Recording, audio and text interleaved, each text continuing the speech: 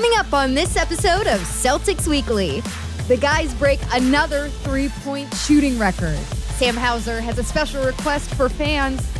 And we go courtside with Abby Chin for this season's best soundbites. All that and more now.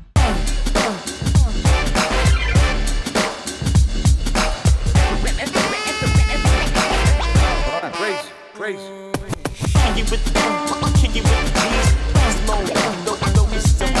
Does Luke have specific barks for different play types? I don't really know, honestly. Like I said earlier, we got to get the crowd to bark with him. I think that'll not only energize him, he's a pretty energetic person as it is, but I just feel like a bark from the crowd while he's barking is going to be something special. We are here for you, Luke Kornet. And I'm going to say this right now, Meg. If any of you out there wind up going to TD Garden for a single Celtics game the rest of the season and Luke Kornet barks and you don't, we're kicking you out. We are kicking you out of the arena. You must bark. It is a requirement for attending a Celtics game moving forward. All right, puppies, you have your command. Welcome into Celtics Weekly. Meghan Ottolini here with Marc D'Amico. Can you believe that this will be the last episode of the regular season? Next week when we come to you, it's going to be playoffs, baby. So get your barks ready. But in the meantime, we've got a whole lot of news to hit, so let's get right into headlines. The Celtics broke the NBA record for three-pointers in a season against the Phoenix Suns Friday night with 1,364 made shots. Peyton Pritchard hit the record-breaking basket just under 4 minutes into the second quarter, passing the record previously set by the Golden State Warriors just 2 seasons ago. Here's a quick visual of how it feels to defend these Celtics. The Maine Celtics G League playoffs run unfortunately came to an end Sunday with a 135-119 loss to the Osceola Magic in the Eastern Conference Finals. G League MVP J.D. Davison finished the night with 34 points and 11 assists, but it just wasn't enough. Kudos to the guys for a third straight appearance in the G League playoffs. And we couldn't get through these headlines without highlighting the toughest guy of the week, Kristaps Porziņģis, who left the Suns game looking like an extra from Fight Club after taking an elbow to the face. KP required stitches, but enjoyed the crowd support as he walked off to the locker room, reminding us of another Celtic warrior who had his share of cuts and bruises. Now, Marc, you were the one who said, as soon as I saw KP with that blood on his face, I thought of another famous guy, KG. KG. But the interesting thing is that they're such different people and they had such different reactions, right? Like KG was bleeding and the crowd was going wild and he was like, yeah, like that warrior mentality. But KP is laughing as he walks off the court with blood dripping down his face and the crowd was enjoying that. So just, it's so interesting to see two guys who connect and have connected with the Celtics fans so deeply, and they're just like totally different personalities, especially when they're bleeding. They get fired up completely differently, and you gotta love it. Yeah. KP is a joyful warrior. He is. That's what it comes down to. Very, very different personality than Kevin Garnett. We're getting into a lot of personalities on this show this week, but let's get into some actual basketball with our plays of the week. These are your highlights, your top 10 plays from your Boston Celtics. Starting with number 10, we are starting with Jaylen Brown. Fancy crossover behind the back, goes into the paint, boom, using all his physicality. Throwing Nick Richards into the blender. Look at this, throw him in, turn it up to level 3, and all right, see you later. Going in for the easy layup. Jaylen Brown with a beautiful drive to the rack. Number 9, from the Stay Ready group, you get Torrey Craig elevating for a block. Boom! Love this part of the season for these guys. Every time he checks in, he reminds me of last year's number 12, O'Shea Brissett. Nothing but energy from our guy, Torrey Craig, when he checks in. 8, you get Drew Holiday with a pretty reverse layup, doesn't go. Sam Hauser grabs the rebound out to the corner office, executive shot. Level of difficulty on this shot is a 10. Look at this, he grabs a rebound, backs up into the back corner, plants his feet, and lets it fire. Normal players can't do that. Great shooters can. Last night against the Knicks, KP from the logo making it look easy. That was legitimately almost half court. Look at where he catches this ball and lets it fly from. Cat isn't even defending him because he's not going to shoot it from there. Oh, yes, he is. When you're over 7 feet, maybe it is easy. Yeah, and then you saw the smile from him. Here we have Derek White with the strip. And then look here, I call this Hoosiers rule, because everybody gets a piece. You get 4 passes before you even get a look, and of course that look is going to be your guy, Payton Pritchard, for the corner 3. We had to throw it in fast forward because of the amount of passes, but this is the exact type of basketball you think about when you think about the Boston Celtics. Beautiful ball movement, great play.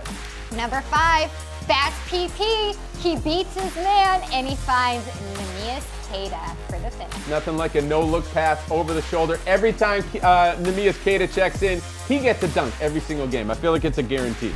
And the Al Horford approval. The message is approved. Number 4, JB breaking down his man here. No-look pass to Luke Kornet. I approve of the refs not calling an offensive foul here. I think Jalen might have gotten away with one, but the pass over the shoulder might have been a little slicker than what Peyton's was a minute ago. 3, again, against the Knicks. The shot that sent the game into overtime. JT with the 3. I may have a problem with our producer who put this at number 3. I don't understand how it's number 3. This is how I felt after the shot, but the level of difficulty on this. Look, his shoulders are facing away from the basket when he steps back. Then he steps to the left. Then he drills it. Literally one of the most difficult shots I've ever seen Jayson Tatum make, and that's saying a lot.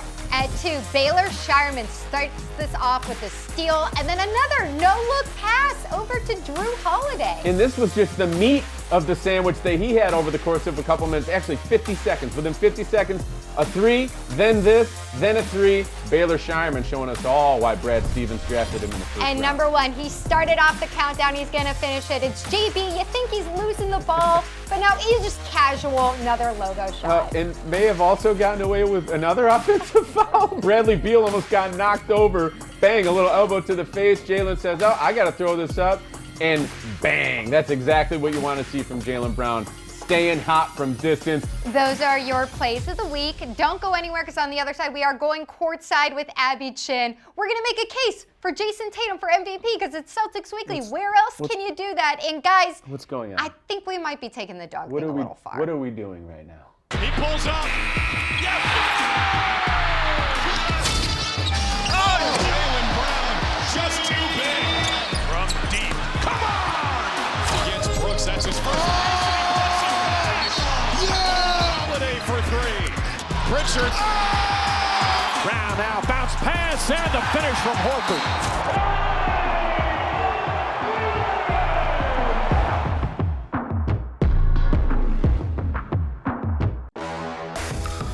Welcome back. Thanks for sticking with us through that break. Now we are going courtside with NBC Sports Boston, Abby Chin. What's up, Abby? Thanks so much for joining us. And we wanted to talk to you today because who better to share the moments from a team with a whole lot of character than you with your walk-off interviews? First of all, I mean, I guess, how does this team compare to some of the teams that you've covered in the past?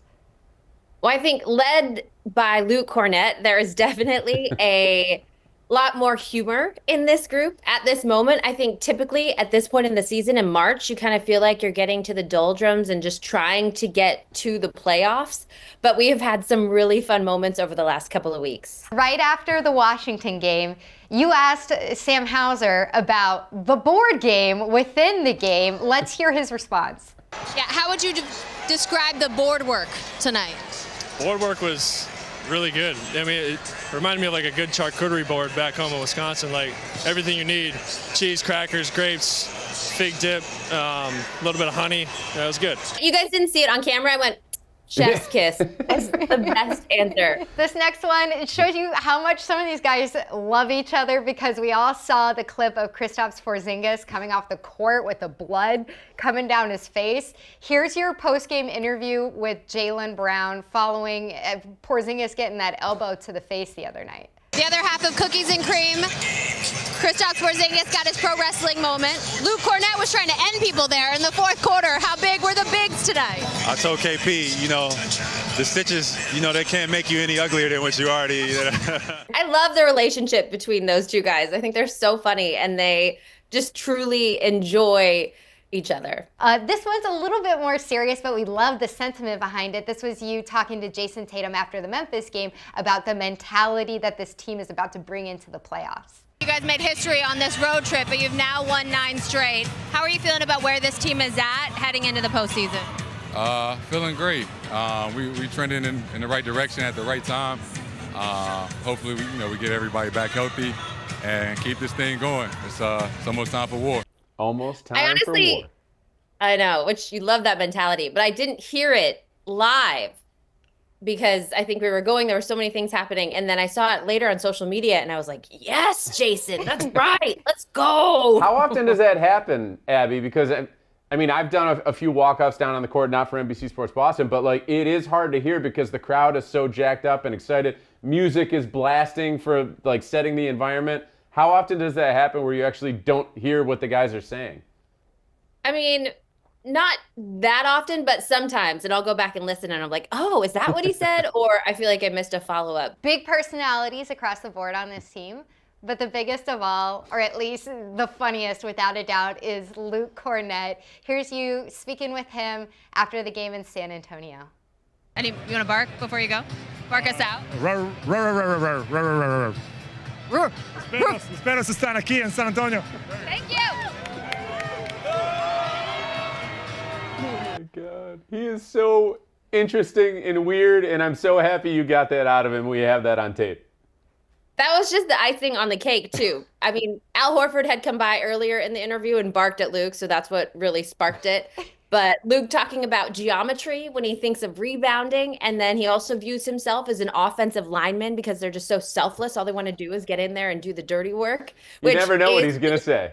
To a T. No, you never know what he's going to say. I was talking about it last night. I always get really excited if Luke has a really good game early. Because I'm like, oh, did we get Luke in this game? Can we make it happen? Is it a Luke game? And then one of the days goes off and has a huge game and I end up talking to them. But what I love the most about that particular clip is that it's not just barking. Luke is barking as if he's having a conversation with you, like, whoa, whoa, whoa, whoa, whoa, whoa, whoa, whoa, whoa, whoa. Do you remember when you first interviewed Luke and thought to yourself, okay, this he's got a lot to him. Like, he is going to ham it up for the camera.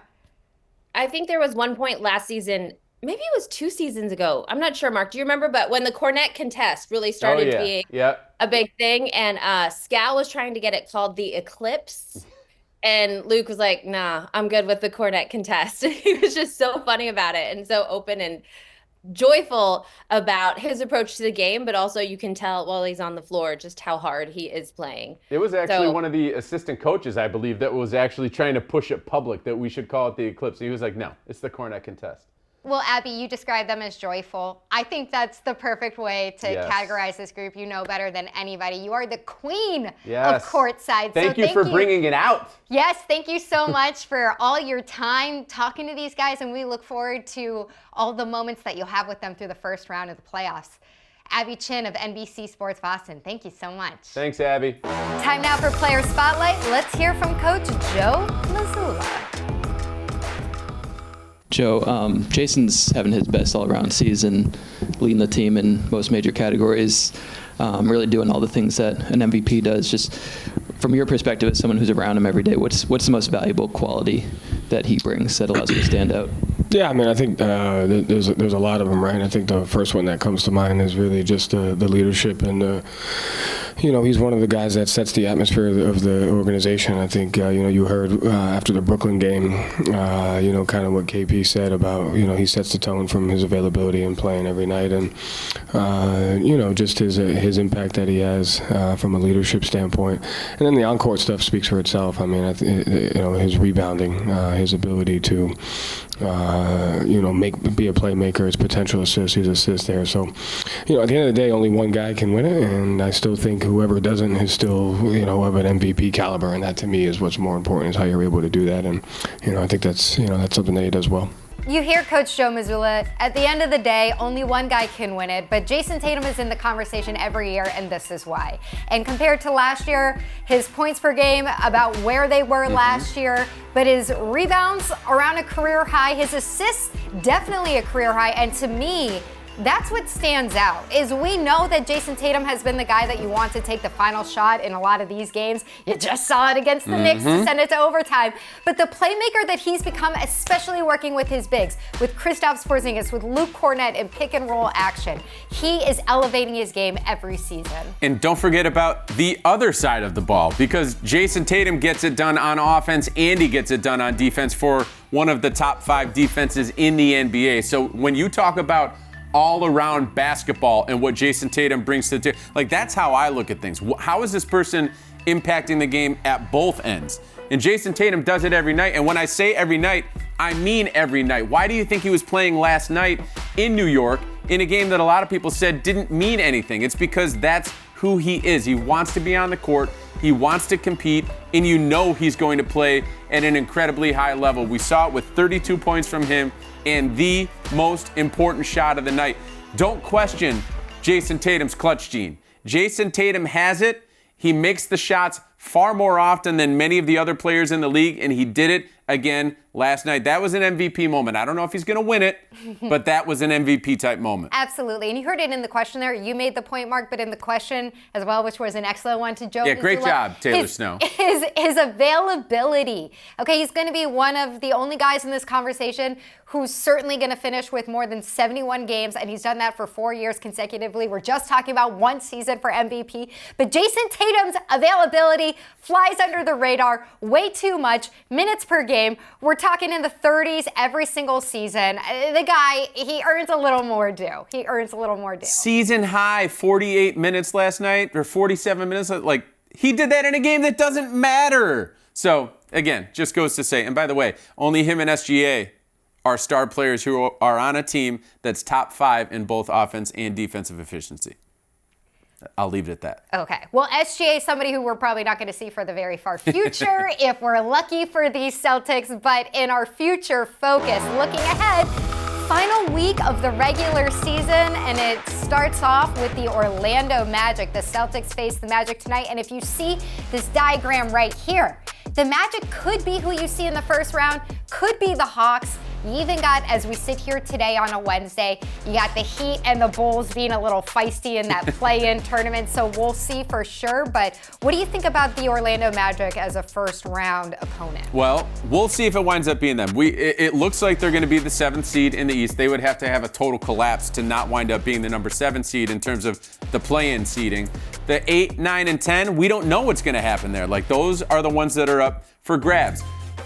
It's interesting in the East that 3 through 6 is actually pretty much set. Like, there's 2 games between all those teams. We pretty much know who 1 through 6 is going to be in the East, but it's that play-in. We still have to figure out who the Celtics are going to wind up playing. It's either going to be the Magic, who they face tonight, who, by the way, that team is very talented, but they've got some key players missing, and that's what's kind of been their downfall this year, is the injuries. But you've got the Magic and then one of those 3 other teams. We don't know who it's going to be, but I think we're going to find out next Tuesday or Wednesday. We should know pretty quickly. Whoever wins that 7-8 game winds up playing the Celtics in the first round. In time for the next show, so we're every Wednesday. Bang. We will have that information. Thank you, NBA, for thinking of Celtics Weekly. There are 2 other games, both against the Hornets. If you're using last year as any kind of barometer for who you might see play, a lot of the starters sat for those final 2 games, but it's such a fun moment for the Stay Ready group. You've seen Baylor Shireman just grow immensely, really, over the entire season, but what we've gotten to see from him over the past month through March and April, super fun moments for these guys down the stretch. Confidence is the most important thing in sports, in my opinion, other than just natural born ability. Baylor Shireman is growing it. All of these other guys who are going to be on the court tonight, by the way, like I'm almost certain we're going to see a very unique starting lineup for the Celtics tonight. You might see Torrey Craig playing the 4 in the starting lineup, but these are the moments where those guys can grow confidence going into the playoffs. So when you got guys who are 8, 9, 10, 11, 12 in the rotation and they've got confidence going into the playoffs, that's only going to help you. Mark, we did a show that was on Christmas Day. I feel like it's Christmas Eve over here because we are so close also, to the playoffs. we're wearing red and green. We are wearing red and green, so we're right in the mood for it, but the playoffs will be here next week. We will be with you Wednesday. Cannot wait. At that time, we will know who the opponents for the first round for the Celtics are, but until then, we'll see you next week. No barking, okay?